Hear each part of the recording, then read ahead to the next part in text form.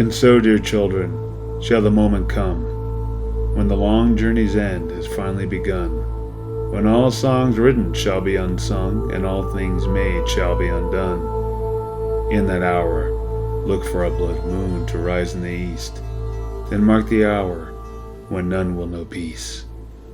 Hello, friends. I'm author Scott Marcano, and what you just heard was the opening lines from my fantasy novel, The People of the Sea. Now, what is The People of the Sea? It's an epic fantasy adventure that I want you to read. I mean, I'm super proud of this book, and I think you'll really enjoy it. Readers across the world have really responded to this story because it's unique and original, and it's unlike any fantasy book you have ever written. What makes it unique? Well, it takes place in a very original environment.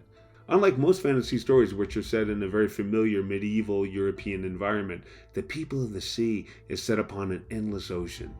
It follows 12 tribes of humans who through misfortune are thrown together on this vast, endless ocean. There they build cities, and they build a whole nation out of sea logs and things that they find. After generations of wandering the vast, endless ocean, the tribes finally have a chance to reach the legendary far shore. But to do so, they have to make a very important choice. See, they encounter this sea race known as the Pelea Kanahoa, and the Pelea Kanahoa are being set upon by a demonic king. He was once one of their greatest princes, but he's been corrupted by this thing called the Sword of the Sea, and now he seeks to dominate and destroy his own people. The Pelea appeal to the 12 wandering tribes to help them in this war against evil, and the 12 tribes have to make a choice. They can either help the Pelea, or they can join Sazula and his forces of darkness. Our main character, our main protagonist, is a young teenage girl, Ursa. Ursa is a mage, but she has to keep her powers secret because her culture doesn't allow for women to be magic users. Well, what drives Ursa is that her true love, a young warrior named Tumarak, disappears at the beginning of the story. He goes off to help the Pelea with the rest of the tribes, and he disappears. And Ursa goes searching for him, and this draws her into the war with Shazula, and leads to her having to use her powers to either help or fight against Shazula.